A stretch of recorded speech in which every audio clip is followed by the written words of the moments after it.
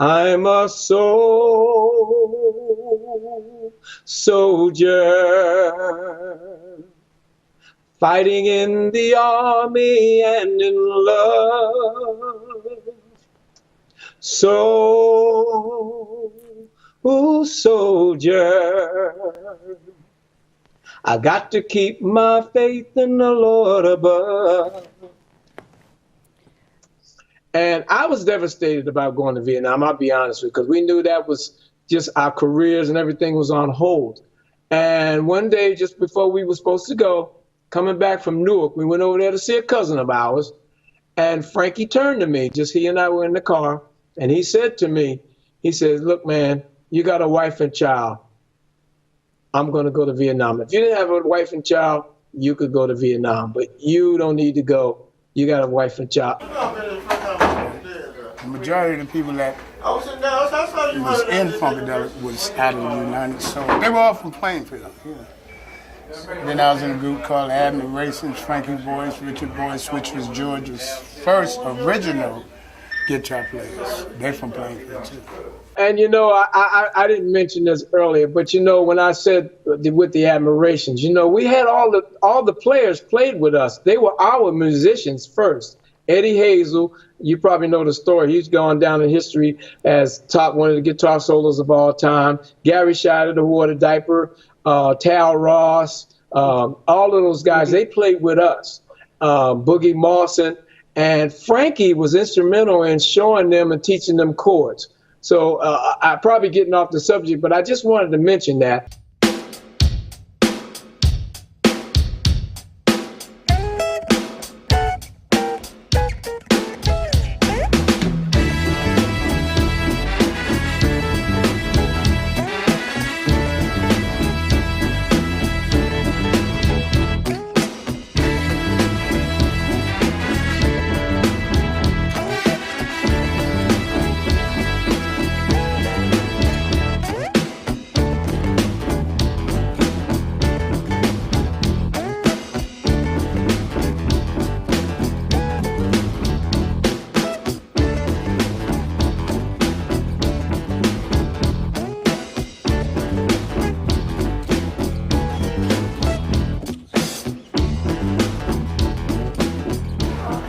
I was up with George when I was a little kid, but I got in the group, started writing. I guess I was still a youngster.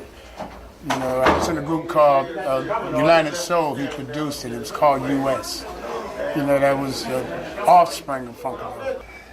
Then I was in a group called Admiration, Frankie Boyce, Richard Boyce, which was Georgia's first original guitar players. They're from Plainfield too. We were JoJo and the Admirers. Then we changed the name to the Admirations, and we found out there was a group called that. So during that time period between signing with Jerry and getting drafted, we were in the process of actually looking for another name. And that's why on the CD that I just released, we call it the Plainfield Admirations into Bags, which was a later group. You know, I lost my brother in Vietnam, so I wasn't even thinking about playing when I first came out the military. But what happened was Ronnie Mosley, record exec, who was really influential in our lives, he called me, needed a backup band to back up the presidents. And he said, get a band together, and that's what I did. And we went on out there, and I had a young guitar player, Glenn Goins. I grabbed him, and we just went from there. So as we go fast forward, when did you meet George Clinton? And how did you become an original member of the Parliament? See, around that same time, I'm going to say around 63, we were still, you know, we had our group, JoJo and the Admirers, and we were doing a lot of shows. So we would play a lot of shows and dances. Well, the Parliaments were pretty popular at the time, and they were still singing doo-wop. And they had another group that was pretty popular, Sammy and the Delarks. So we were on a show with George and them one day, and George asked me, hey, you guys want to play with us? We said, sure, why not? Well, we weren't really allowed to go to the barbershop. You know, my parents didn't want us to go there, you know, being religious and all, and there was a lot happening there, but we used to sneak down to the barbershop.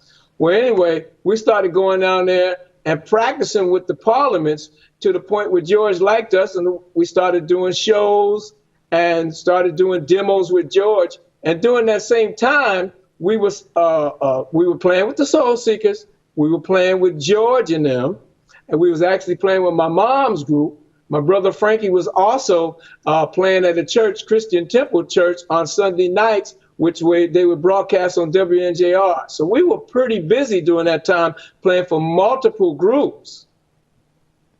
So how long were you with George Clinton? Okay, we got with George in '64.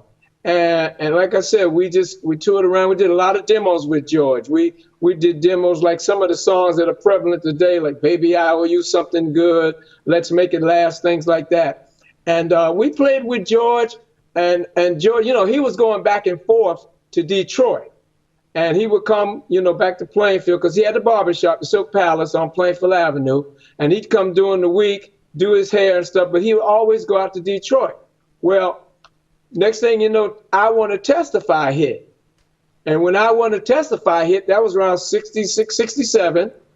And Fuzzy Haskins, he probably made the wrong time to come to the house. But he came on a Sunday morning. George sent him there to ask my parents if we could go with them to Detroit. And my mother and father said, no, you're not going to Detroit. And we at the time, we were like, why? But at the same time, we had our thing going because we actually was on the Hall label. We had a record out called Moonlight, which you can hear on YouTube or whatever.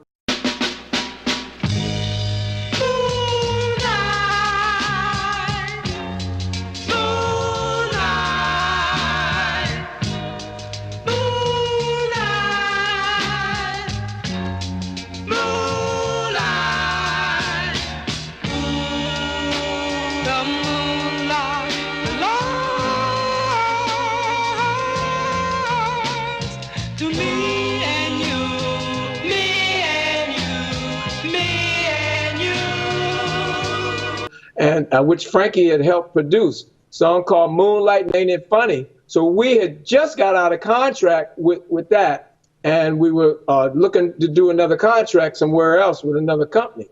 But so we played with George, and the original members at the time then was George, Fuzzy Haskins, Grady, Calvin Simon, and they had a little fella who people don't talk much about, but he was one of the original Parliaments. Larry Fisher was his name. And we just did a lot of shows and stuff like that. And we were with George and them from 64 until 67. Mr. Richard Boyce.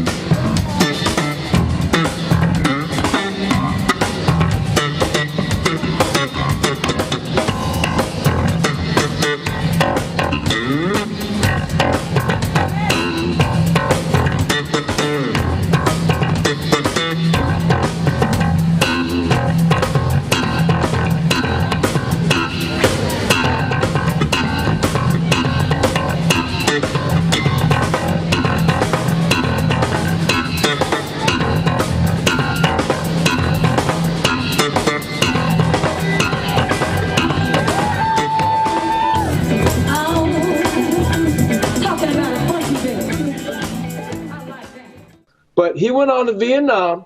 Frankie was the type of guy, he didn't complain. And he ended up in a band over there for a while. In fact, they brought his guitar back. But one of the things he did, which I cherish, is in November of 68, because he went over September 8th of 68. Around November, he wrote us and told us about a song that he had written called Soul Soldier. And we were like, wow. So that song came back in the box. And that song is on the CD, the one we just released, Evolution of Our Music. And I can say, truthfully, that is the last song that he and I wrote together, because I put a few touches on it here and there. But most of the lyrics, most of the hits, when I say most, like 90, 95% are his lyrics. And it came back in the box along with his guitar. You still have his guitar, Oh, yes, yes. and you treasure it. Yes, he only had 4 strings on it, and at the top of it, it had like a little rope on it. I guess they used to tie. And matter of fact, his sergeant contacted us, and he came to visit me a couple of times, Sergeant Henderson, and he told us how the troops would all gather around Frankie and everything, because that wasn't. He said, that wasn't a good situation, but he said Frankie would soothe their minds just playing and singing and still writing his music. During that time. He still wrote his music, played his guitar up until the end, yes. And as I was reading about an article about you, it says that, Frankie always wanted you to continue your music career, and that's what you're doing even to this day. Now, how many brothers, you keep referring to the brothers, how many brothers did you have? Me, Frankie, and JoJo. Okay. JoJo's the youngest, Frankie in the middle, and I'm the oldest. And that's why I had, because, back in the day, they always said the oldest brother would be the one to go to military. So that was war on my mind for many years, too, me being the oldest. Because, me being the big brother and all, I kind of looked out for my little brothers. And actually, in truth, that's when we never parted until he went to Vietnam. Even when we went in the military, at Fort Dix, we slept side by side. And when we went to Fort Polk, Louisiana, he slept in the top bunk and I was in the lower bunk. So you were always together? Always together until he went to Vietnam. We never parted, on the road and everything, always together. Yes, that was our goal, to make our music, to make our mother and father, say they wouldn't have to work anymore, and just, make music our lives. That was it. And so I can truthfully say that I have had some, I never reached the stardom that I guess I wanted to, but I have met so many people and professional people along my way. I mean, Don Kirshner, when I did an album, we did an album with Bags. Actually, when we left, we were the president's cabinet. And so when we left the president's, we hooked up with Jerry Ragavoy again. And Jerry Ragavoy, you might find this funny, but Jerry Ragavoy, his production company was called Ragmar. Well, we were looking for a name for the band. He wanted to call us Rags. But we were like, nah, we didn't like Rags. We just didn't like that name. So he said, well, you guys better come up with a name, or I'm going to name you. And so we talked about it, and we just decided we were going to call ourselves Bags. He said, it's all right. But anyway, so that's how we ended up being Bags from that. Can you give me a little bit about Soul Soldier? Yeah, Soul Soldier. Again, Frankie talked about his plight in Vietnam. He talked about what he was going through. He had to go through a lot over there. And so that song is very special because that song came from his heart. And if you want, I'll sing a little bit of it. But that was a song that came from him. And when he was telling us about it, we all felt that. We just felt the whole vibe because, it says, with my gun at my side, a foxhole to hide. What can I do but think about her? My girl on my mind, myself in a bind. What can I do but think about her? I know I've got another year to fight, I want to hold her so tight. Back home, I hope my girl is doing all right. Hope she's all right. I think about her every night. I'm a soul soldier, fighting in the army and in love. So Ooh, soldier, I got to keep my faith in the Lord above. Thank you. Thank you so very much. I just want to take the opportunity to thank you, Richard, for sharing your stories with us. And we wish you the best. And Thank you. we will look forward to your donation to the Funk Yes. Music Hall of Fame and Exhibition Center. Yes, ma'am. And we really appreciate this opportunity. So with that, I'm going to say this is Ryan McGlynn for the Funk Music Hall of Fame and Exhibition Center's Funk Chronicles. Until the next time, keep it funky. I see a cloud from where I stand.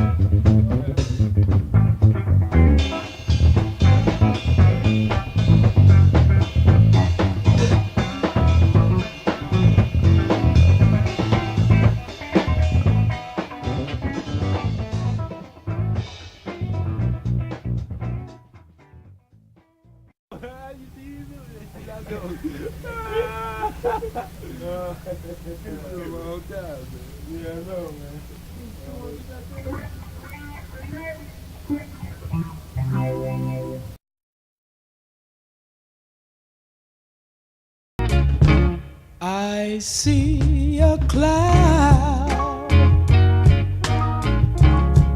from where I stand.